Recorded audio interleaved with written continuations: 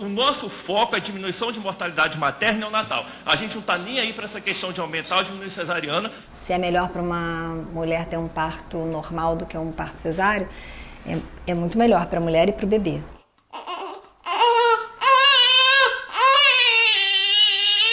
As pessoas têm às vezes uma visão, as visões a respeito do parto são muito dramáticas, né? Ou você ama e é uma coisa maravilhosa, romântica, como se o bebê simplesmente escorregasse de você, e outras pessoas acham que é uma tortura, quase que arrancar um pedaço do braço, né?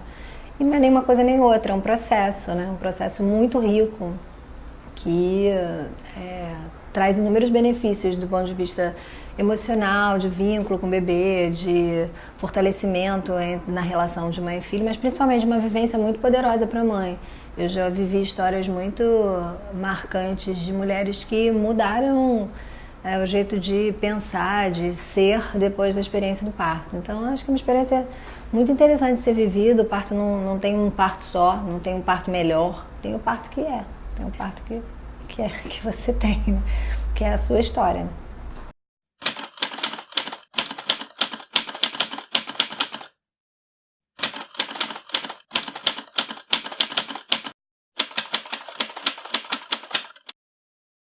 Quando eu for mãe, eu quero ter o parto cesárea. Eu quero ser mãe e um dia eu quero ter parto normal. Quando eu for mãe, eu quero ter o parto normal. Quando eu for mãe, eu acho que vou optar pelo parto normal. Quando eu for mãe, eu prefiro o parto normal. Na gravidez da Elisa, que foi a última agora, eu esperava...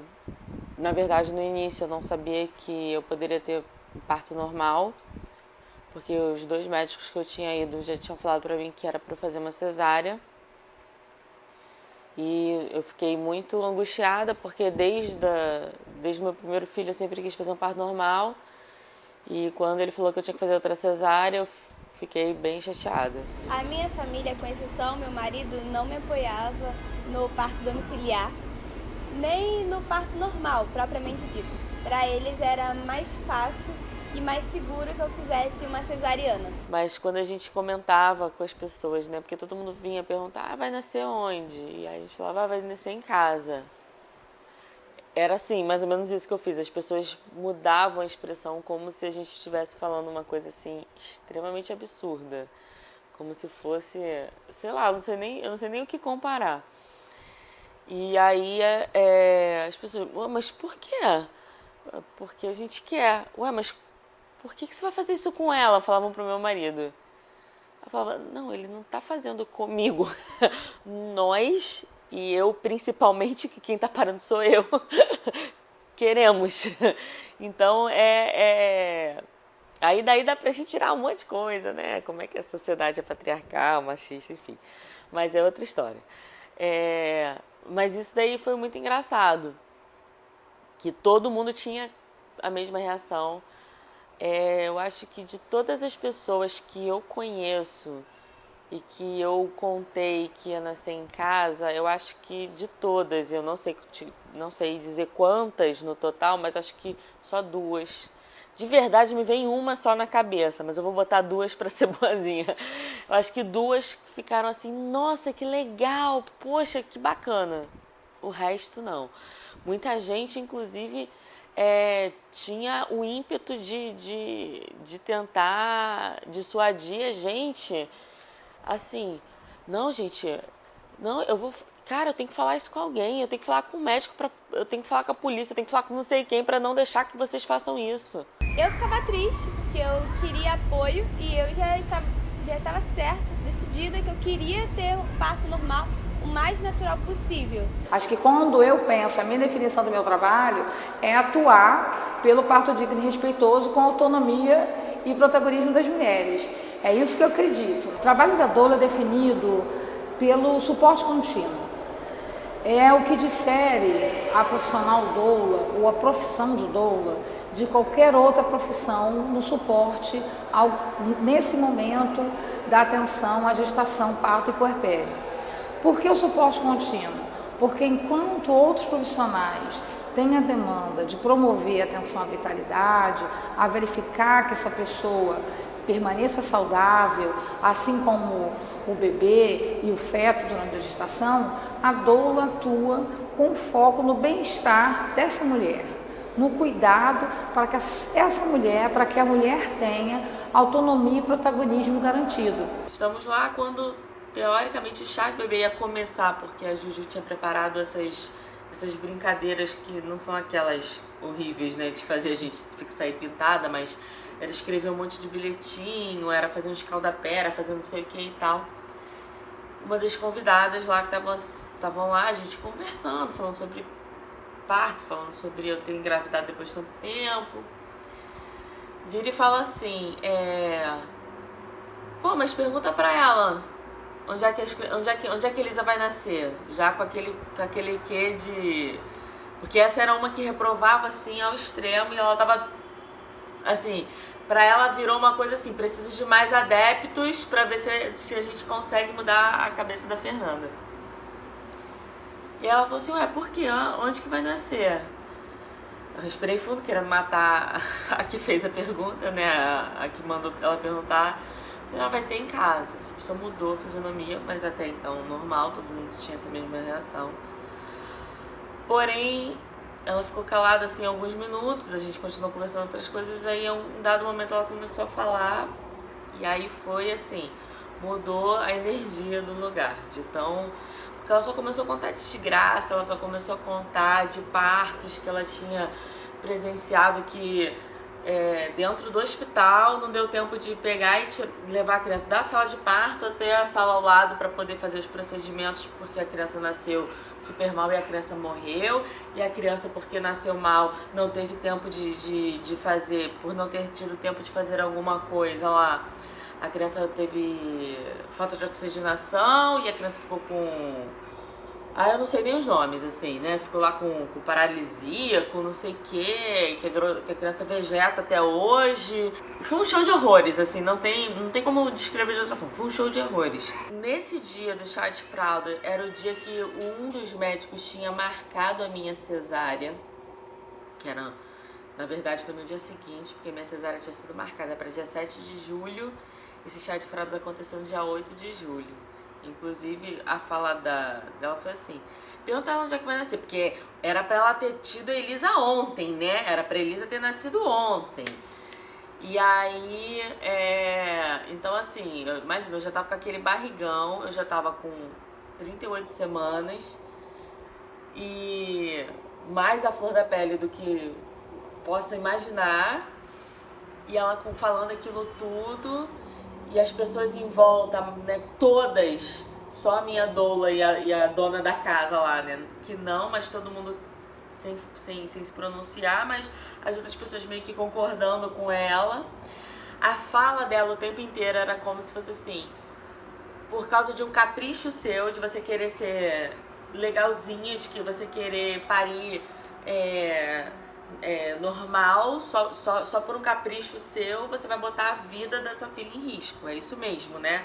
E aí foi o tempo todo assim, eu engolindo assim, né? Que a minha vontade óbvia era sair gritando, socando ela, chorando tudo ao mesmo tempo. Consegui, acabou o clima, acabou o chá de fralda, acabou tudo. E aí cortaram o bolo lá e tal, foi todo mundo embora, eu consegui me segurar, cheguei em casa e desabei a chorar, mas eu chorava assim... copiosamente, igual a Chiquinha, que eu falo que eu choro igual a Chiquinha, que eu não choro bonitinho, eu choro igual a Chiquinha. E assim, tudo aquilo assim, me fez muito mal, né? Apesar de tudo e tal, mas eu tenho certeza que isso daí influenciou bastante depois, né? Essa minha doula, inclusive, ela ficou, meu Deus, assim, como é que essa pessoa faz isso? Ela acabou ela acabou com o chá de fralda. Ninguém perguntou nada pra ela se ela concordava ou não, e esse era o meu grande ponto, desde o início. Quando eu comentava com alguém, era porque alguém me perguntava onde ia nascer, ou qualquer coisa. Eu não perguntava para as pessoas, eu nunca perguntei para nenhuma pessoa assim, estou pensando em fazer o meu parto em casa, o que você acha? Essa pergunta, se eu fiz pro meu marido, foi muito, eu não perguntei para mais ninguém o que as pessoas achavam. Eu pesquisei, procurei, resolvi, tomei a minha decisão, mas as pessoas achavam que eu estava pedindo a opinião delas, né? Isso era muito complicado.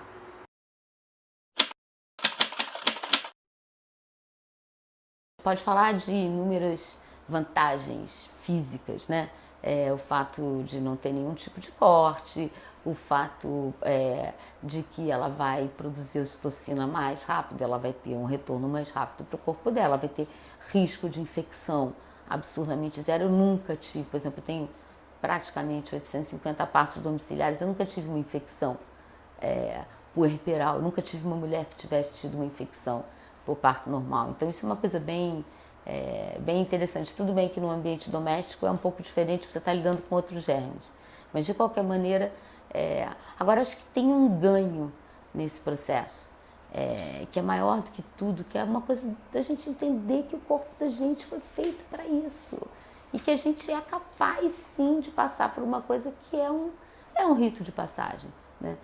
Tem uma hora ali que a gente realmente acha que a gente não vai dar conta e a gente descobre que a gente dá conta, e isso é um processo de transformação. Eu sempre disse que queria parto normal antes de estar grávida.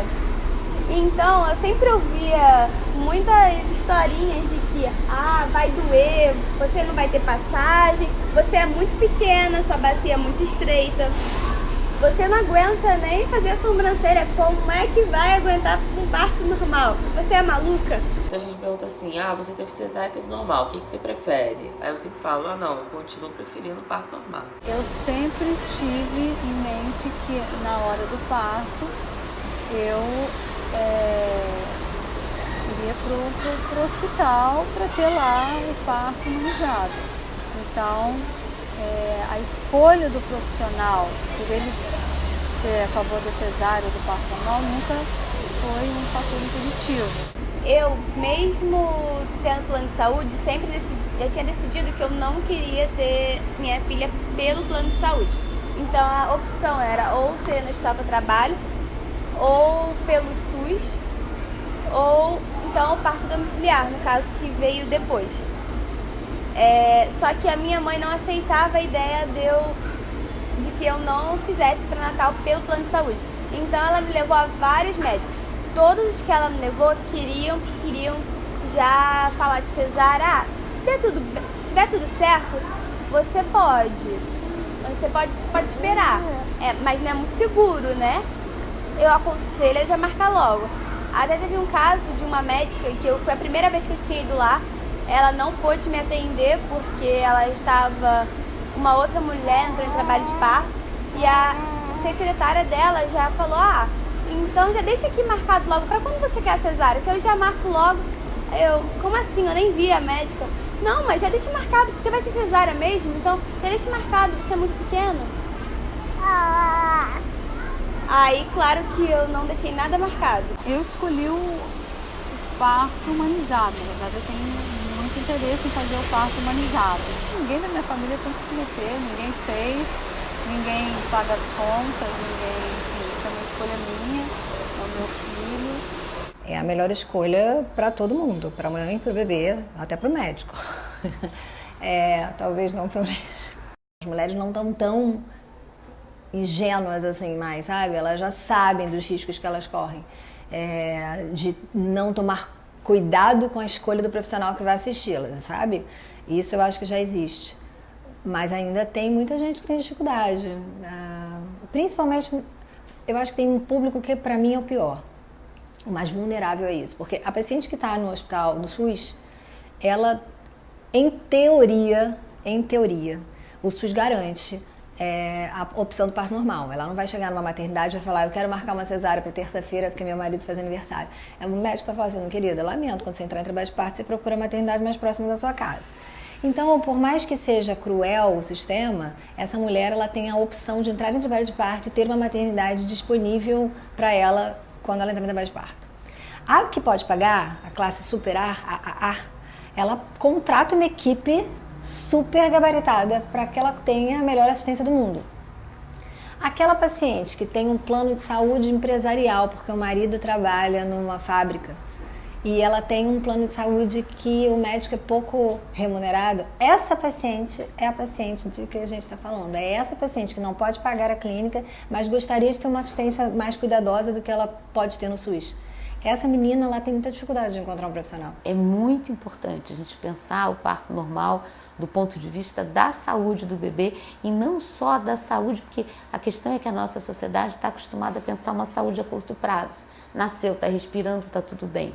Mas a gente está falando da construção da saúde a longo prazo. Então hoje a gente tem muitos estudos que mostram as consequências a longo prazo, por exemplo, da maneira como o bebê nasce. Desde 2010, mais ou menos, a gente tem 9 anos, por exemplo, surgiu a questão da microbiologia. Isso é uma questão fundamental se a gente pensa na diferença entre parto normal e cesárea. O bebê, a princípio, na barriga da mãe, ele é germe-frio, ele não tem acesso à bactéria. Quando ele passa pelo canal de parto, ele vai ser contaminado por milhões e trilhões de germes e bactérias. Esses germes e bactérias, eles migram para a flora intestinal. A flora intestinal, a gente sabe que está determinada 2 horas após o parto e a flora intestinal é responsável por 80% do nosso sistema imunológico. A flora intestinal é como o polegar, cada um tem um polegar diferente. Quem compõe a flora intestinal? As bactérias que vão contaminar o bebê. Por isso é tão importante que o bebê seja contaminado por bactérias de origem materna. Isso explica, inclusive, hoje, por que o ânus é tão pertinho da vagina. Se fosse uma coisa tão suja, tivesse que estar separado, hoje a gente sabe que o bebê passar e de alguma maneira ser contaminado por aqueles bichinhos, aquilo é fundamental. Aqueles bichinhos são bichinhos amigos, são bichinhos que vão, a gente fala, comandar o território que é o corpo do bebê. E esse território dominado por esses bichinhos vão ter muito mais defesa contra os bichinhos externos de outras cepas que não eram conhecidos do bebê, porque a mãe passa todas as imunoglobulinas para o bebê, ela passa os soldadinhos de defesa durante a gravidez. Então isso é muito importante. Até muito pouco tempo a gente achava que a ideia era acabar com o micro-organismo, ferver água do banho, não sei o que lá, não sei o que lá. Hoje em dia a gente já entendeu que 2 horas após o parto a gente tem mais micro-organismo no corpo do que bactéria, ou do que célula, desculpa, a gente tem mais micro-organismo em bactéria do que célula, ou seja, a gente é um hospedeiro simplesmente. Então a questão é quem vai povoar o corpo do bebê primeiro. E então tem que ter essas bactérias de origem materna. Por isso, inclusive, que hoje se fala tanto da importância da primeira hora como sendo a hora de ouro. Por quê? Porque é a hora que o bebê tem que estar agarrado pele a pele com a mãe. A mãe tem que beijar, a mãe tem que lamber, porque esse bebê tem que ser contaminado pela mãe. E não pelo ambiente externo ou por outras pessoas que não partilharam essas imunoglobulinas durante a gravidez. Tem a desvantagem da dor, tem a desvantagem da imprevisibilidade, tem algumas desvantagens, sem dúvida nenhuma. Mas nem de longe elas superam as vantagens, né? As vantagens são incrivelmente maiores que as desvantagens, mas em qualquer processo não é só bom, né? E existem partos que podem ser bastante desafiadores. Então, uma mulher, quando ela opta por isso, ela tem que entender que esse processo é um processo absolutamente imprevisível, é um processo que pode não sair do jeito como ela imaginou. Então, eu acho muito danoso fazer uma mulher acreditar que o parto é uma coisa super tranquilíssima, que não tem problema nenhum. Nada na vida não tem problema nenhum. Tudo tem algum risco implicado. E é importante que ela conheça esses riscos e que ela tome a decisão dela consciente de que ela sabe que as vantagens são absurdamente maiores que as desvantagens, que a segurança do processo é enorme, mas que ela precisa entender que as coisas não são necessariamente do jeito que ela sonhou na vida dela.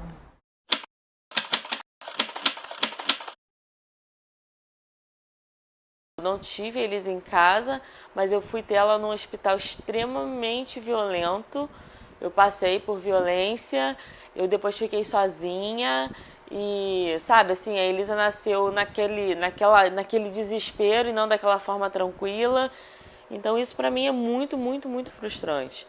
Porque se eu simplesmente não tivesse conseguido ter a Elisa em casa ou tivesse que ter a Elisa num parto cesárea, né, intraparto, né, que a gente fala, mas fosse de uma forma tranquila, eu acho que eu não teria essa frustração toda, porque eu sabia que eram coisas que poderiam acontecer. A minha frustração é não ter conseguido proporcionar para ela a tranquilidade do parto natural que eu queria, que eu queria pra mim, que eu queria pra ela. Que é o que a doula lá queria me tirar dali e me levar pelo menos para Maria Amélia, que ela sabia que lá a gente ia ter, né, muito mais humanização, muito mais respeito e tranquilidade. Então, a minha frustração eu não consegui dar absolutamente nada disso. Ela nasceu de um parto vaginal só. Ela não nasceu num parto normal, ela não nasceu num parto humanizado, entendeu? Nada, depois que eu entrei no hospital, foi normal e foi humanizado, e isso pra mim é frustrante, entendeu? É muito ruim. Eu tava confiante. No começo eu tinha um pouco de medo. Até fazer as 37 semanas, eu tinha um pouco de medo de acabar precisando ir pro hospital. Mas quando chegou às 39, que foi de quando ela nasceu, eu tava tranquila. Então, quando a bolsa estourou e meu marido se desesperou, pensando, caramba, a bolsa estourou, vamos correr, tem que ligar pras enfermeiras, tem que isso, tem que aquilo. Eu tava, não, pode demorar ainda, não tô sentindo nada. Eu tava tranquila, então acho que isso ajudou muito.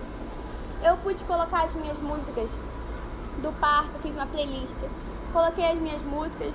Eu imaginava que fosse colocar também os aromas, mas não fiz nada disso. Quando uma das enfermeiras chegou, eu tava tranquila, ela me tranquilizou, fez uma massagem nas minhas costas. Meu marido estava comigo o tempo todo, a minha melhor amiga também. Então, por mais que doesse, porque dói, não foi aquela dor da morte que todo mundo me falava. Tem coisas que doem muito mais do que o parto. Pelo menos pra mim, a dor de um cálculo renal, a dor da endometriose é 1000 vezes pior. Não tem como comparar, é muito pior. Então, quando ela nasceu, na água, na tranquilidade, na água quente, foi tranquilo. Levaram ela assim pro lado, aspiraram, fizeram tudo aquilo que eu não queria que fizesse, mas enfim. Trouxeram, ela ficou assim, nem 1 minuto eu acho, em cima de mim, porque essa enfermeira obstétrica conseguiu entrar comigo também. E aí pegou ela e trouxe e botou. Eu queria ter meu bebê perto de mim o tempo todo. Então, quando eu comecei a pesquisar, no começo eu achava loucura a parto domiciliar. Mas quando eu comecei a pesquisar, eu fui vendo que era o modo mais fácil para que eu fosse respeitada. Então, pra mim foi incrível. O meu parto foi incrível, eu espero que os próximos sejam da mesma forma. Porque ela ficou o tempo todo comigo, ela não sofreu nada que não precisasse. Fomos respeitadas, né? Vou precisar muito fazer uma terapia para poder me desvencilhar desse momento. E eu acho que isso é um absurdo. Você tem que fazer uma terapia para você se desvencilhar dos sentimentos e das sensações que você teve no momento que seu filho nasceu. É muito louco, né? É muito surreal isso. Puxa, já presenciei violência. Até uma cesárea ela pode ser humanizada. O problema é que, infelizmente, você não é tratado como ser humano dentro do hospital. Pra vocês terem uma ideia, quando eu estava grávida de 7 meses, isso há 35 anos atrás, eu trabalhava no Hospital da Zona Oeste, estava fazendo minha habilitação, né, em obstetrícia. E eu vi médico dar tapa em mulher, dizer para de gritar, a gente não tinha lençol. O médico chegou, não falou absolutamente nada, abriu minha perna, enfiou a mão lá dentro e falou, ela tá com 5 para 6 de dilatação. O ambiente também, é isso que a gente fala, é dos profissionais, é de tudo, é uma maca gelada, é não ter absolutamente nada, é a mulher não ser informada absolutamente de nada, é a gente usar o fórceps para aprender, é 10 pessoas fazerem um toque porque a gente tem que aprender, isso sem dúvida nenhuma, já vi muita coisa, já vi muito, é isso, você não está ajudando, você está fazendo mal, assim você vai matar o seu bebê, não é desse jeito, é muito difícil. Ali ainda, que eu não estava nem na sala de pré-parto, eu estava na sala de exame. Meu desespero, vendo a forma como o médico entrou e me tratou, a outra médica e tudo mais, eu comecei a pedir pelo amor de Deus para me tirarem dali. E eu comecei a pedir pelo amor de Deus fazer uma cesárea. E assim, eu tava pedindo a cesárea, não era pela dor do parto que eu tava sentindo, Porque eu imaginei assim, cara, eu vou sofrer tantos absurdos, já estavam querendo botar ocitocina. Esse homem enfiou a mão em mim como se ele estivesse enfiando a mão, sei lá aonde que ele enfia a mão desse jeito. Eu tava com tanto medo do que ia acontecer, do que eu ia sofrer, que eu imaginava assim, é melhor passar logo por uma cirurgia. Porque pelo menos eles vão me dar uma anestesia e eu não vou sentir nada. Porque assim, meu problema não era sentir a dor da contração. Meu problema era sentir as outras dores que não são necessárias eu sentir. Era eu sentir aquela dor daquele toque toda hora que ele dava de uma forma extremamente bruta. Era sentir a dor talvez de um corte desnecessário. Era sentir todas essas outras dores. E eu comecei a pedir, pelo amor de Deus, gente, me manda pra uma cesárea, então, pelo amor de Deus. Ah, não, agora não dá. Não, gente, dá sim, pelo amor de Deus. Fala pra eles que eu quero uma cesárea, eu não quero mais fazer parto normal. Me leva então embora daqui, enfim. Então foi muito, pra mim, aquele momento foi desesperador. E já ouvi algumas coisas que talvez sejam bastante chocantes, mas quando a gente está nas maternidades privadas, a gente ouve, né? Não, calma, o anestesista está nervoso, está cansado, vamos logo, não sei o quê. Aí o médico obstetra fala, não se preocupe, eu não botei uma ocitocinazinha, daqui a pouco ela não vai aguentar, e a gente já fala que ela não aguentou e a gente já parte para cesárea. Então, isso é uma violência grande, a gente usar de uma ocitocina para acelerar o trabalho de parto, e a gente sabe que a mulher não vai dar conta. E aí ela vai pedir arrego, e foi ela que pediu arrego, e a gente parte logo para cesárea e vamos embora para casa. Então, isso é uma violência, talvez que ela nem saiba. Isso é muito dolorido, porque ela vai ficar, eu não dei conta. É sempre ela que não deu conta, é sempre nós as culpadas, sempre. É mais rápido e assim, não sei se vocês sabem como a remuneração médica é feita por plano de saúde, né? Existem códigos que são usados, e uma tabela com códigos, né? E cada plano de saúde tem um valor para aquele código. Então, tem planos que remuneram melhor, planos que não remuneram tão bem, para consulta, para parto e tal. Então, alguns planos, em virtude da questão da cesárea ser tão já presente, porque o código é assim, para você ganhar por uma cesariana, você ganha o equivalente a 500 CH. CH é uma unidade que eles usam, e cada CH para cada plano vale um tanto. O parto normal paga o dobro, paga 1.000. Agora, se a paciente entrou em trabalho de parto e virou uma cesárea, ele também ganha 1.000. Entendeu? Porque foi cesárea, mas teve o trabalho de parto. Então, criou-se um código para assistência ao trabalho de parto, para valorizar o médico que assistiu ao trabalho de parto. E o que muitas vezes acontece é que aquela paciente não necessariamente entrou em trabalho de parto, mas é dito como se ela tivesse entrado, para que a remuneração seja melhor, e ele acaba fazendo a cesárea do mesmo jeito. Eu já presenciei de forma grave foi objetivamente a ação do racismo institucional, né? E estrutural, que está meio permeado dentro das estruturas de poder e que, portanto, na estrutura da saúde. Isso é algo que acontece, acho que acontece ainda mais do ponto de vista do que uma violência física, porque ela acontece inclusive em situações onde supostamente essa equipe seria uma equipe humanizada. Entrei na sala de parto, veio uma contração, me debrucei na maca lá, com a contração, eu fazendo barulho mesmo, ele entrou e falou, deita aí pra eu te examinar. E eu no meio da contração, e ele, deita aí pra te examinar, e meu marido falou assim, peraí, ela tá no meio da contração, ela tá sentindo dor, espera ela acabar a contração que ela deita. Aí ele pegou e falou assim, porque se ela não deitar não tem como eu examinar. Porque ele, o Deus do Olimpo, não pode abaixar pra me examinar ali embaixo. Enfim, é outra história. Então, e aí quando acabou minha contração, eu virei pra ele e falei assim, eu não posso ficar aqui onde eu tô, porque era uma posição confortável pra mim. Ele, não tem como eu te examinar aí, deita aqui. E aí eu tive que deitar, e esse show de horrores, né, normal. E é horrível ficar de barriga pra cima, grávida. Você não dorme de barriga pra cima grávida, que dirá parir, é horrível. E ele ficou abrindo o meu canal, o meu colo do útero, eu não sei, gente. Eu sei que ele tava o tempo inteiro com a mão dentro de mim.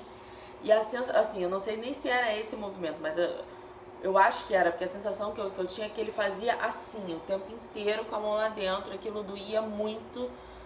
Então é o que eu falo, são dores que você passa que não são necessárias. Que elas são outras dores que não fazem parte do teu trabalho de parto e que pioram. E que aí eu passei a entender quando as pessoas falam, ai, parto normal? Não, é anormal. Realmente, o que a 90% da população vive num parto normal num hospital não é normal, porque não esperam o normal acontecer. Dura é aquela que acredita que vai ter o seu processo respeitado. E vê que na hora não é isso que acontece.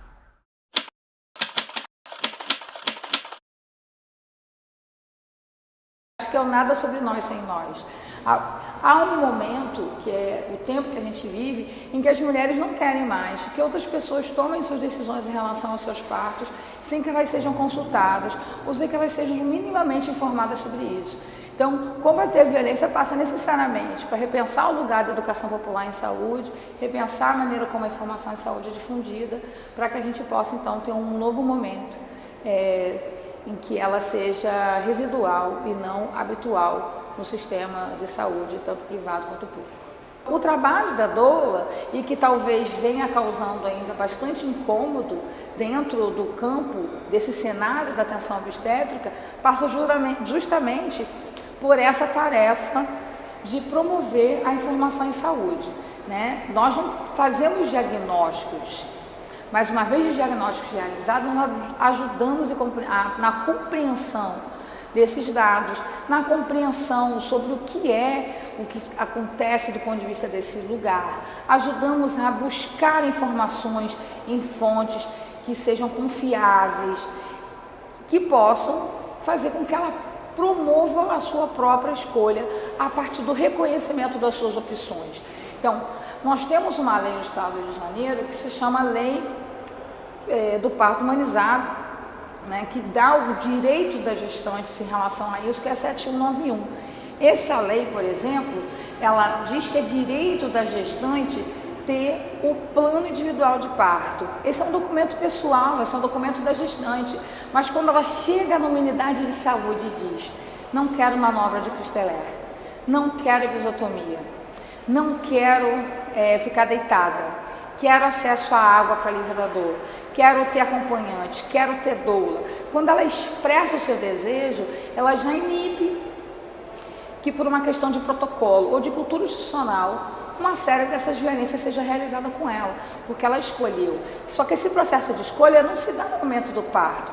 Esse processo de escolha se dá antes, se dá com a promoção da informação em saúde. Então, acho que o que a gente mais colabora e que ajuda as mulheres a construírem o seu processo de autonomia e protagonismo, para que no momento do parto ela possa estar numa situação de bem-estar e de confiança, é justamente a forma como nós atuamos para a promoção da educação em saúde.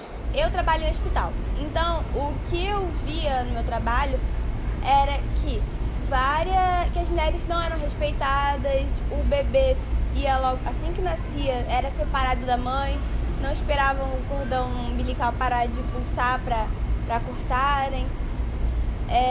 A mulher era obrigada a ficar deitada durante todo o trabalho de parto, não podia se alimentar, não podia levar doula, mesmo sendo lei, diziam que não era lei, e não podia, só podia entrar um acompanhante. Por vários fatores, durante o trabalho de parto, eu tinha decidido que eu não queria ter meu bebê em um hospital. Já estava certo, decidida que eu queria ter um parto normal, o mais natural possível. Foi até por isso que eu pesquisei, me informei e decidi pelo parto domiciliar planejado. Mas aceitei até que um dia eu encontrei com uma menina que eu conheço, que ela é doula, e ela, conversando comigo, ela falou que não, que eu poderia sim fazer ter o meu parto normal, mesmo depois de 2 cesáreas, que era possível, que ela conhecia médicos que faziam e tal. Foi quando eu comecei a procurar, a buscar e a estudar sobre o assunto. E aí entrei em vários sites e tudo mais para saber. Minha prima, ela engravidou com, 16 anos na época. Ela engravidou com 16 e Caio nasceu com 17. Ela tinha 17. E minha tia é pediatra, uma médica muito boa, excelente. Na época ela trabalhava no hospital da Mil e tudo. E ela, óbvio, né? Eu não queria muito que a filha tivesse filho naquela idade. Mas enfim, né? passado tudo, vamos lá, Caio estava para nascer. E aí a minha prima sempre se consultou com uma amiga dela de anos, então sempre aquela coisa muito dos conhecidos próximos. E quando a minha prima foi para o hospital, no dia que minha prima foi para o hospital, por acaso eu tinha dormido na casa dessa minha prima e acabei indo junto. E aí minha prima tinha acordado de madrugada e tal, ela só avisou que estava tendo contração, já devia ser umas 5 e poucas, 6 horas da manhã. Nós fomos para o hospital e no trajeto, indo para lá, minha tia ficava, olha, você, pelo amor de Deus, eu não quero ouvir você gritar, eu não quero ouvir você fazer escândalo, eu não vou passar vergonha por sua causa, você não vai fazer isso, as pessoas lá todas me conhecem e tudo mais. E minha prima passou o trabalho de parto dela inteiro sem dar um ai, sem falar um ai em momento nenhum. Ela só pegava, eu estava sempre perto dela, vinha a contração, ela esmagava a minha mão, ela não falava um ai. Na época eu achei, nossa, as pessoas falam desse negócio, não dói tanto assim, minha prima ficou aqui tranquila. Né? Minha prima mais velha do que eu, ela tinha 17, eu tinha 14, então eu tava achando, nossa, esse negócio de parto normal é tranquilaço. Só bem depois, muito mais velha, talvez, eu acho que agora, com a gravidez da Elisa, que isso voltou na minha cabeça, né? E eu assisti o documentário O Renascimento do Parto, e quando eu vendo aquilo, eu até parei o documentário num ponto, porque eu comecei a chorar lembrando dela, lembrando do que ela tinha passado e entendendo talvez o que ela passou. Como dos meninos, né, eu fiquei frustrada, né, porque eu queria ter o parto normal, mas eu não tinha todo esse conhecimento, para mim estava ok. Eu acho que a frustração com o parto da Elisa foi maior por eu saber, por eu ter todo o conhecimento que eu tinha em relação a parto, em relação ao nascimento, em relação a nascer bem e tudo mais. E de eu não ter conseguido isso, então é uma frustração. Mas mais ainda de eu ter vivido tudo aquilo que eu não queria ter vivido. Eu escolhi meu parto porque eu fiz muitos estudos antes e eu entendia o que era violência obstétrica e o que eles podiam fazer ou não comigo. Trabalhando em um hospital, eu tinha muito acesso a isso. Vi amigas próximas sofrendo manobras que não são certas, mas o que elas podiam fazer depois que tinha acontecido. E eu não queria passar por nada disso. E a maioria não sabia que essas coisas eram consideradas violências. Achavam que era simplesmente protocolo de hospital. E todo esse estudo, toda essa minha pesquisa, indo a grupos de mães, pesquisando na internet, assistindo documentários, indo ao cinema ver alguns desses documentários, fez com que eu tivesse a melhor experiência da minha vida.